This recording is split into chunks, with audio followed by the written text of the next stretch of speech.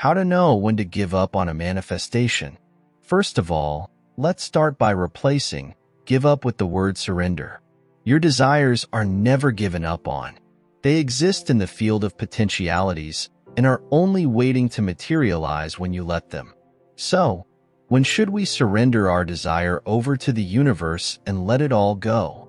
Only always, but especially when we find ourselves getting too emotionally tangled up in it. When you're having trouble believing the possibility of your desire manifesting, or find yourself fearful or stressed of its opposite coming true, this is when to focus more on surrendering than on your desire. A lot of people worry that if they stop actively visualizing or declaring their desire, it will just fade away. I've come to learn that isn't true. Your desire has already been created, and the only thing that can stop it from materializing is your opposing thoughts. If you lean hardcore in the opposite direction of your desire, this is going to obviously keep it at bay for a while longer. But dropping it completely and getting happy, now you're allowing it to wash up on shore. This is what's tricky about manifestation. On the one hand, we feel we need to constantly visualize and feel it, and that is powerful when you have no objecting thoughts or feelings about it.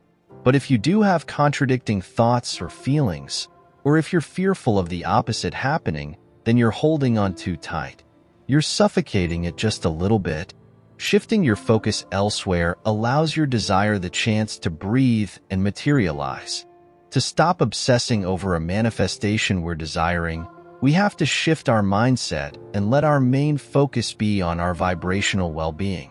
When you're vibrating higher, even if it's just a little more than before, you are actively dissipating the wall around yourself that's keeping out the good stuff.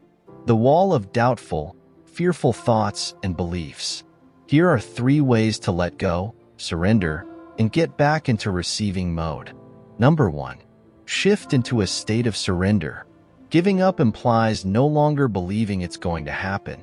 Surrender is to allow things to fall into place without you trying to control any aspect of it. We begin to surrender by acknowledging that we will be okay no matter what happens. We may not see how that can be from our current perspective, but we practice coming into a place of acceptance and trust. What's your biggest fear or worry if your manifestation doesn't happen? Shine the light on this fear. It always makes it a bit smaller, no matter how scary it feels. Here's a belief to try on if you haven't yet. Whatever happens holds a higher order than what I might be able to see. If your worst nightmare came true, guess what? You would still be okay. You are so much more than you know, and you have so much more support than you realize, both earthly and spiritually. Facing fears doesn't make them manifest. It makes them smaller and releases the energy around them. It does the opposite of what you fear it will do. Worrying and suppressing holds onto fear. Being okay with whatever happens lets it go. Hand it all over, to your higher self, to the universe, to God, whoever or whatever you believe in. Hand it over and let it go. Wash, rinse, and repeat daily. Number 2. Your new focus, feeling good. The most powerful tool in your manifestation box is feeling good. If you just focus on feeling the best you can every day, your life will shift, 100% guaranteed. Surrendering and feeling good is the natural way of your soul. Being in a flow state of openness and trust dissipates the walls we build around ourselves. It allows you to receive everything your inner self truly delights in. Abraham Hicks said, "If all you did was look for things to appreciate, you would live a joyous, spectacular life." When you wake up in the morning and your mind goes to worry or fear, remind yourself that control is just an illusion anyway, and start looking for anything you can to appreciate. If your right arm hurts, appreciate how good the left one feels. Always focus on the good, no matter how little there may seem to be of it. That's how it grows bigger and bigger into your reality, by your focus on it. Focus on the good so that better can come. Ask yourself throughout the day, what would feel good to do now?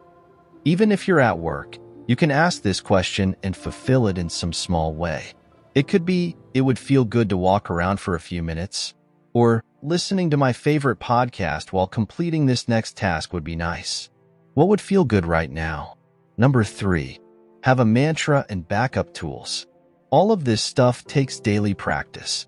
We don't decide to surrender and it just happens. Not in my experience, anyway. So, it's really helpful to have something to support yourself during mental relapses back into fear or worry. When I find myself going into that mental space of doubt, worry, or fear, it helps so much to have something to say to myself in the moment to help me get back into a state of surrender. Make a phrase that brings relief, and then say it when you feel any fearful thought creeping in. Also, consider activities that help to ground you as further tools you can implement to help calm your heart. Bottom line, surrendering, getting yourself into a flow state, looking for the good, and soothing yourself back into alignment are all key when you're feeling defeated, scared, or frustrated. It's a daily practice, so don't feel bad when you catch yourself back in the throes of anxious feelings. You're much more amazing than you probably realize. You've got this. I hope you like this video. Subscribe for more such videos. Thanks for watching.